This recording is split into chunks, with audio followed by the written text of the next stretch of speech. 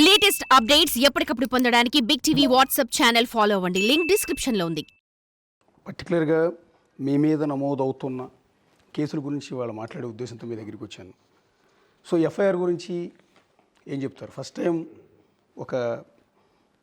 ఒక genius director Ram Gopal Varma గారు కేసులను ఎదుర్కొంటూ ఉన్నారు. అది ఇప్పుడు జీనియస్నా కాదంటే పక్కన పెట్టండి. అంటే మనకి మామూలుగా నేను చెప్పేది ఇప్పుడు ఫస్ట్ ఆఫ్ ఆల్ మ్యాటర్ ఏంటంటే 1 year బ్యాక్ నేనేదో ఒక డెరాగేటివ్ ట్వీట్ పెట్టాను అనేది వాళ్ళ ఎలిగేషన్. నేను ట్విట్టర్ని ఒక రోజుకి 10, 12, 15, 20 కూడా పెడతాను ట్వీట్లు.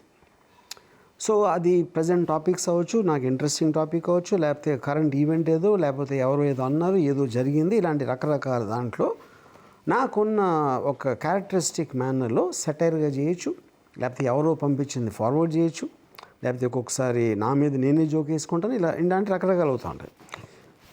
సో 1 year బ్యాక్ జరిగిన నేను పెట్టానని చెప్తున్న ఆ ట్వీట్లు ఏంటో కూడా నాకు తెలియదు ఫస్ట్ ఆఫ్ ఆల్. ఎందుకంటే నాకు అంత మెమరీ 1 year బ్యాక్ రోజుకి 20 పెడితే ఎలా ఉంటుంది, అదొక పాయింట్.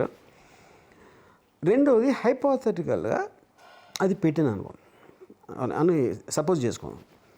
సడన్గా ఇవాళ అంటే లాస్ట్ 1 week 10 daysలో 4 వేరే చోట్ల ఒకేసారి అరే రామ్ గోపాలం ఇలా పెట్టాడా, నా మనసు దెబ్బ తగిలింది, నా మనోభావాల్ని దెబ్బతిన్నాయి అని చెప్పి నలుగురు లేచారు. ఇంకా కూడా రావచ్చు, అది నాకు తెలియదు. That I find it very very strange thing.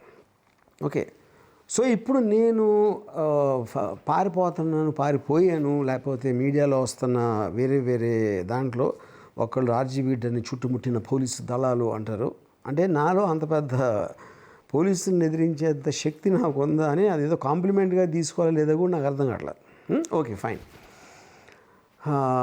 తర్వాత ఏంటి, డెన్ అనేది నా ప్లేస్. అది బాంబేకి ఒక టీం వెళ్ళింది, కోయంబత్తూరుకి ఒక టీము, చెన్నైకి ఒక టీము, 6 టీములు తయారు చేసి తిరుగుతున్నాయండి.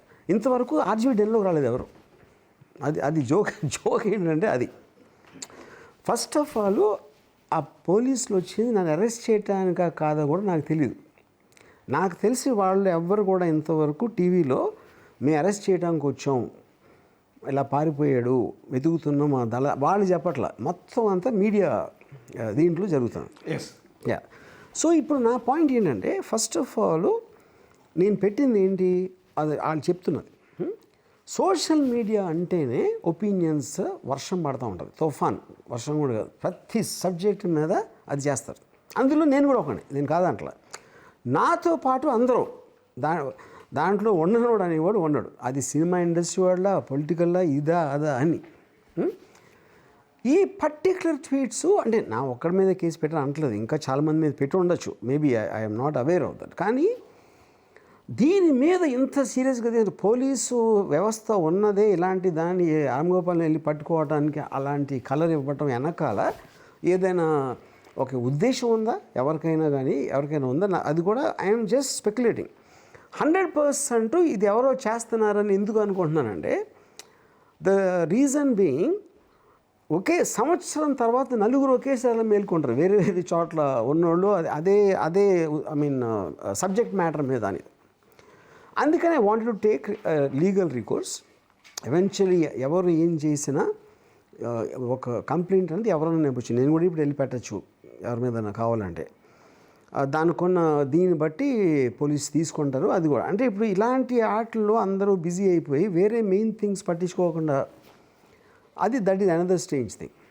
అందుకని I believe in the law of the land, I believe in the judiciary. So I want. So అప్పుడు నేనేంటి ఇంత ఈజీగా తెలిసిపోతుంది అంటే అది ఒక నా టైం వేస్ట్ చేయడానికో, హెరాస్ చేయడానికో, లేకపోతే ఇలాంటిది చేయటానికి ఉద్దేశం కాబట్టి I don't want to go through that. So నాకున్న లీగల్ రైట్స్ని ఉపయోగించుకొని I'm trying to move the court. అది దిస్ ఈజ్ ఇన్ అంటే ఒక క్లుప్తంగా ఇది జరుగుతుంది. సార్ మీ మీద ఇప్పుడు వరుసగా పెడుతున్న 9 కేసులు పెట్టారు మొత్తం ఆంధ్రప్రదేశ్లో.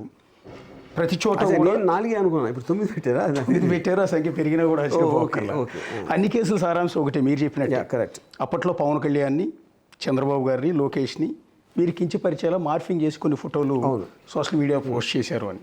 అందులో వన్ ఆఫ్ ది కేసు ప్రకాశం జిల్లా మద్దిపాడులో రామలింగయ్య అనే టీడీపీ కార్యకర్త, మండల ప్రెసిడెంట్ కూడా అనుకుంటా బహుశా ఆయన పెట్టిన కేసులో చేసిన ఆరోపణ ఇదే, నా మనోభావాలు దెబ్బతిన్నాయి, మా నాయకులను ఇట్లా కించపరిచారు అని. దాని మీద ఫైల్ అయిన సెక్షన్లు 366(2), 353(2) and 356(2) and IT act, BNS act. So టోటల్గా ఒక 6-7 సెక్షన్ల కింద మీ మీద కేసులు ఫైల్ అయ్యాయి. ఆ ఫైల్ అవటానికి కారణం మీరు మార్ఫింగ్ చేశారని వాళ్ళు ఆరోపిస్తున్న ఫోటోలు అవి.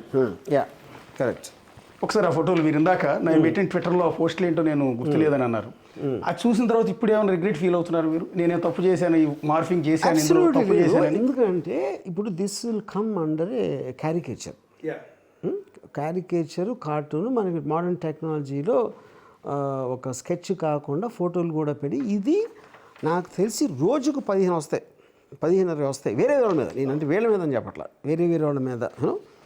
అప్పుడేంటి, మీరు ఒక ఎక్స్ప్రెషన్ చేసినప్పుడు ఒక సెటైర్ అంటే ఇది ఎవ్వరూ కూడా దీన్ని ఒక రిలేటివ్గా ఏమంటారు దాన్ని నిజంగా జరిగిందని తీసుకురారు.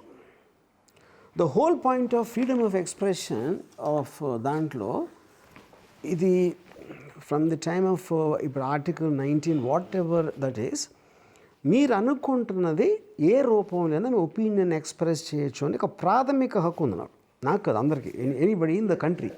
అది నేను యూజ్ చేసుకున్నాను. న్యూస్ పేపర్లో కార్టూనిస్టులు గీస్తారు. కరెక్ట్, కార్టూన్ గీస్తారు. నాకు ఎర్లియస్ట్ కార్టూన్ నాకు గుర్తుంది, నాదెళ్ల భాస్కర్ ఒక టైంలో శ్రీధర్ ఈనాడు కార్టూనిస్ట్, ఇందిరాగాంధీకి ఎన్టీ రామారావు గారు చెప్తున్నారు, ఆయన వీపులో కథ ఉంది, ఎన్టీ రామారావు వీపులో వెన్నుపోటు పొడిచారు అన్నట్టు. వెనకాల ఇందిరాగాంధీ వెనకాల తన రక్తం కడిన చేతులు నాయల భాస్కర్ ఇందిరాగాంధీ కొంగుతూ తుడుచుకుంటున్నాడు. అదేంటి, శ్రీధర్ ఉద్దేశంలో ఇది నాదెళ్ల భాస్కర్ రావు అని ముందు పెట్టి ఇందిరాగాంధీ వెనక నుంచి చేయిస్తున్నారు అనేది తన ఉద్దేశం చేయటానికి. So that is an opinion you are expressing through the medium what you can. ఎవరో మాట్లాడచ్చు, ఎవరో పాట పాడచ్చు, ఎవరో రాయొచ్చు, బుక్ రాయొచ్చు, ఎవరో కార్టూన్ వేయచ్చు, లేకపోతే ఎవరో ఏదో మార్ఫింగ్ చేయొచ్చు. అది టెక్నాలజికల్ ఆస్పెక్ట్. అది యూనో అది ఎగ్జాక్ట్లీ దట్స్ వాట్ హ్యాపెండ్. అది ఒకవేళ ఉండుంటే నేను చెప్పేది.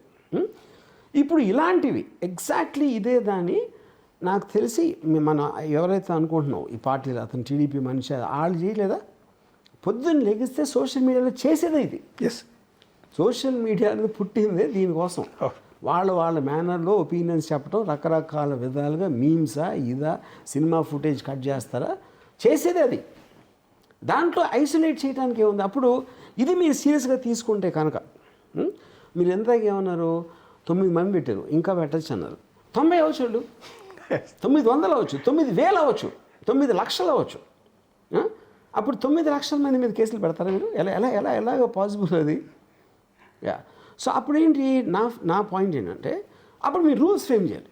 మీరు పాలసీ లెవెల్లో మీరు డెసిషన్ తీసుకుని ఏది పెట్టకూడదు, ఏది పెట్టాలి, what is too much, what is మీరు క్లియర్గా మీరు డిఫైన్ చేసి పెట్టుకుని, అప్పుడు మీకు డిస్క్రిమినేషన్ ఉండకూడదు, డిస్పారిటీ ఉండకూడదు. Anybody does, it's a crime అనేది.